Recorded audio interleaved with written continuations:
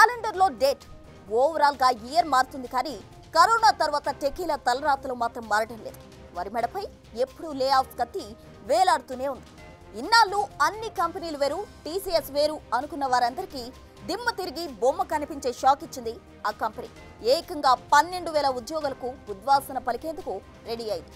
Not only TCS, అనేక కంపెనీలు అదే బాటలో ఉన్నాయి. మరి ఈ దారుణ పరిస్థితికి కారణం ఏంటి? ఇప్పుడు ఆ ఉద్యోగులు చేయాల్సిందేంటి? ఐటీ సెక్టార్లో ఆగని ఉద్యోగాల కోత. దిగ్గజ కంపెనీల్లో సైతం తప్పని లే ఆఫ్స్. 12,000 మంది ఉద్యోగులపై వేటు వేయనున్న టీసీఎస్. మరికొన్ని ప్రముఖ టెక్ కంపెనీల్లోనూ ఇదే సీన్. 2023లో మొదలైంది, 2024లో కొనసాగింది. పోనీ 2025లో అయినా పరిస్థితి సెట్ అవుతుందనుకుంటే సెట్ అవ్వడం పక్కన పెట్టి మరింత దిగజారుతుంది. మనం మాట్లాడుకునేది టెక్ కంపెనీల్లో ఉద్యోగుల కోత గురించి. ప్రముఖ కంపెనీలు హైరింగ్ కొనసాగుతున్నా అంతకంటే ఎక్కువ కోతలు ఉంటున్నాయి. ఈ ఏడాదిలో ఇప్పటి వరకు 1,00,000 మంది ఉద్యోగులను తొలగించాయి కంపెనీలు. వినడానికి కాస్త కష్టంగా, భయంగా అనిపించినా ఇది నిజం.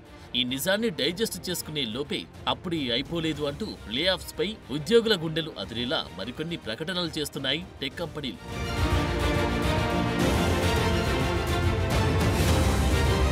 ముఖ్యంగా ఇండియాలోని అత్యంత పెద్దదైన IT tech company Tata consultancy services ఈసారి ప్రపంచవ్యాప్తంగా 2% ఉద్యోగులను తొలగించనున్నట్టు ప్రకటించింది.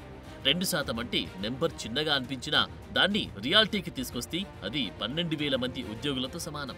టీసీఎస్లో ప్రపంచవ్యాప్తంగా 6,13,069 మంది ఉద్యోగులు పనిచేస్తున్నారు. వీరిలో 12,000 మందిని ఇప్పుడు తొలగించబోతుంది టీసీఎస్. ఈ కంపెనీ హిస్టరీలోని ఇది అత్యధిక లే ఆఫ్స్ అని చెప్పవచ్చు. 2012లో కూడా సరియైన పర్ఫార్మెన్స్ లేని కారణంగా ఒకేసారి 2,500 మంది ఉద్యోగులను తొలగించారు. ప్రస్తుతం ఈ లే ఆఫ్స్ కు global economy, geo political tensions, tariff effect అని చెప్తున్నా ఇది అర్ధసత్యం మాత్రమే. ఈ లే ఆఫ్స్ కు మెయిన్ రీజన్ ఆర్టిఫిషియల్ ఇంటెలిజెన్స్ అని చర్చ జరుగుతోంది. అయితే టీసీఎస్ కంపెనీ మాత్రం ఈ వాదనను కొట్టిపారేస్తుంది. అలాంటిదేం లేదని, సరిగ్గా పర్ఫార్మెన్స్ చేయని వారిని పక్కన పెట్టడంతో పాటు కొత్త టెక్నాలజీని అడాప్ట్ చేసుకోవడం, కొత్త మార్కెట్ ఏరియాను సృష్టించుకోవడం కోసమే ఈ లే ఆఫ్స్ అనేది కంపెనీ మాట. వీటితో పాటు ఏఐ రోల్ను పెంచుకోవడం ఒక కారణమని చెప్తోంది.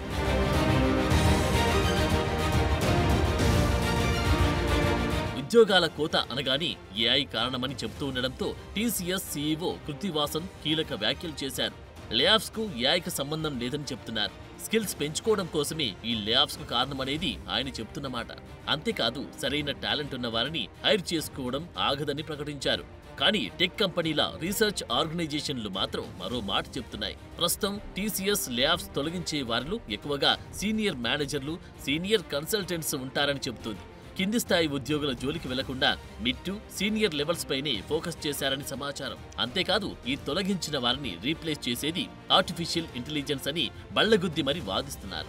క్లయింట్స్ తో పాటు మేనేజ్మెంట్ కూడా అదే కోరుకుంటుంది అనేది వారు చెబుతున్నమాట. నిజానికి ఈ తొలగింపులు అసలు సాధారణం కాదని, మొత్తం వ్యవస్థ మారుతుంది అనే దానికి సంకేతమని చెబుతున్నారు నిపుణులు.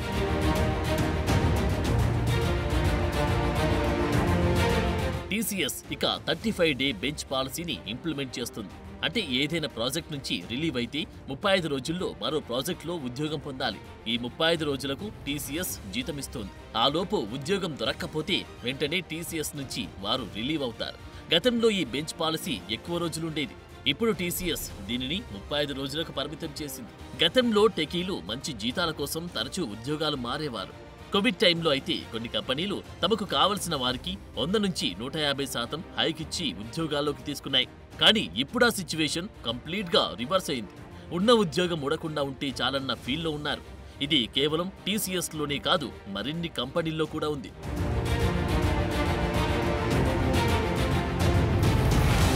మైక్రోసాఫ్ట్, ఇంటెల్, మెటా, పానాసోనిక్ తో పాటు అనేక కంపెనీలు ఇప్పుడు ఉద్యోగులకు ఉద్వాసన పలికేందుకు సిద్ధంగా ఉన్నాయి. దీంతో ఐటీ ఉద్యోగుల మెడపై కత్తి వేలాడుతుందనే చెప్పాలి.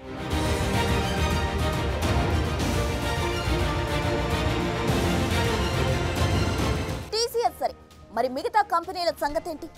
మార్కెట్లో కొత్తగా వినిపిస్తున్న సైలెంట్ లే ఆఫ్స్ వివరాలేంటి? అసలు ప్రముఖ కంపెనీల్లో ఉద్యోగాల కోతకు నిజంగా ఏఐనే కారణమా, లేక మరేదైనా ఉందా? అసలు కరోనా టెకీలా తలరాతలు ఎలా మార్చింది? ఆ ఎఫెక్ట్ ఇప్పుడు టెకీలపై ఎలాంటి ఎఫెక్ట్ చూపుతోంది? కంపెనీల పెద్దలు చెప్తున్నదేంటి? నిపుణుల అభిప్రాయాలేంటి?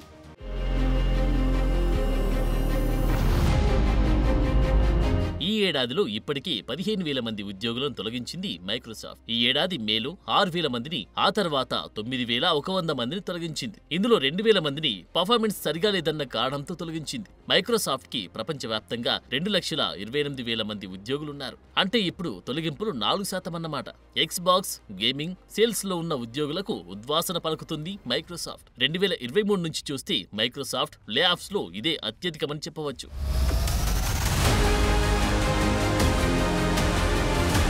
ఇక ఇంటెల్ విషయానికి వస్తే ఈ కంపెనీ చరిత్రలో ఏనాడు లేనన్ని లే ఆఫ్స్ ఈ ఏడాదిలో చూశామని చెప్పాలి. ఈ ఏడాది చివరి నాటికి 24,000 మందిని తొలగించే పనిలో ఉంది ఇంటెల్. జులైలో ఇప్పటికే 107 మందిని తొలగించింది. వీరంతా ఇంటెల్ హెడ్ క్వార్టర్స్ లోని ఉద్యోగులే. ఇక జర్మనీలోని చిప్ మ్యానుఫ్యాక్చరింగ్ యూనిట్ ను మూసేసింది. దీంతో ఈ ఒక్క నెలలో 20% ఉద్యోగులకు కోత పెట్టినట్లయింది. Chip design, cloud architecture, executive ఉద్యోగుల తొలగింపుపై దృష్టి పెట్టింది ఇంటెల్. వీరిలో చిప్ మ్యానుఫ్యాక్చరింగ్ ఉద్యోగులపైనే ఎక్కువ ప్రభావం పడనుందని తెలుస్తోంది. ఇక కోస్టారికాలోని కంపెనీని వియత్నాం షిఫ్ట్ చేయడంతో అక్కడ 2,000 మందిపై ప్రభావం పడింది.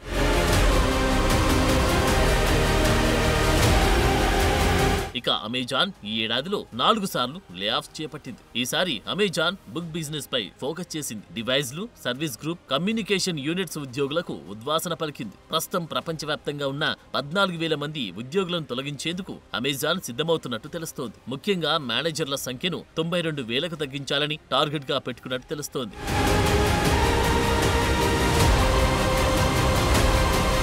మెటా కూడా 5% ఉద్యోగులను తొలగించనుంది. మొత్తం 3,600 మంది ఉద్యోగులను లో పర్ఫార్మెన్స్ చేస్తున్నారని చెప్పి తొలగించనుంది. వీరిని ఏఐతో రీప్లేస్ చేయనుంది. ఇక VR, AR ప్రొడక్ట్స్ పై ఎక్కువగా ఎఫెక్ట్ పడనుంది.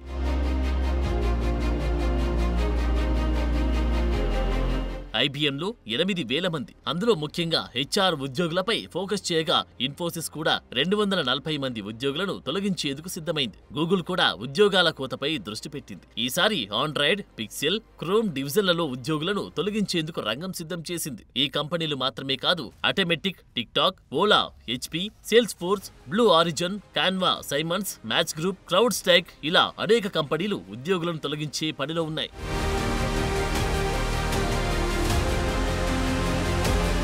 కరోనా కారణంగా ప్రారంభమైన ఈ ఉద్యోగుల కోత ఆ తర్వాత కొనసాగుతూనే ఉన్నాయి. దీనికి అనేక కారణాలున్నాయని చెబుతున్నారు. ముఖ్యంగా ఉద్యోగులను ఏఐతో రీప్లేస్ చేయడం ఒక కారణం కాగా, కరోనా సమయంలో తీసుకున్న నిర్ణయాలు మరో కారణమంటున్నారు నిపుణులు.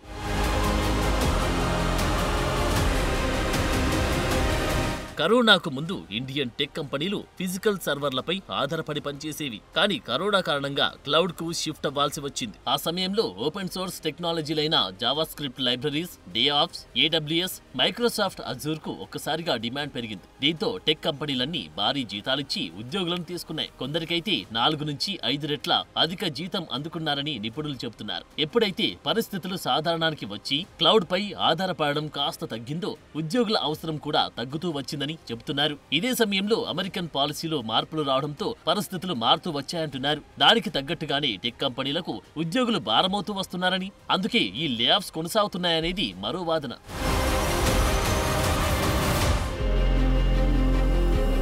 కొన్ని కంపెనీలు పద్ధతిగా లే ఆఫ్ చేస్తున్నా మరికొన్ని కంపెనీల్లో మాత్రం పరిస్థితి దారుణంగా ఉంటుంది. ఈ కంపెనీలు సైలెంట్ లే ఆఫ్స్ ను కొనసాగిస్తున్నాయి. పెద్దగా కష్టపడకుండా ఎవరిని తొలగించాలనుకుంటే వారిని ఓ మీటింగ్ కి ఇన్వైట్ చేసి తక్కువ పే అవుట్ ఇచ్చి టెర్మినేట్ చేస్తామని, లేదంటే మీ అంతట మీరే రిజైన్ చేయాలని చెప్పే ట్రెండ్ కొనసాగుతుంది. నిర్ణయం తీసుకోవడానికి పెద్దగా టైం కూడా ఇవ్వకపోవడంతో వెంటనే రాజీనామా చేస్తున్నారు. ఇది అఫీషియల్ గా లే ఆఫ్స్ కిందకి రాదు, విషయం బయటకు కూడా రాదు. అందుకే సైలెంట్ లే ఆఫ్ గా మారిపోతుంది. రిలీవింగ్ లెటర్లు టెర్మినేటెడ్ అని ఉండడం కన్నా రిజైన్ చేసినట్లుగా ఉండడం బెటర్ అని ఎక్కువ మంది సైలెంట్ లే ఆఫ్స్ కు ఓకే చెప్పేస్తున్నారు.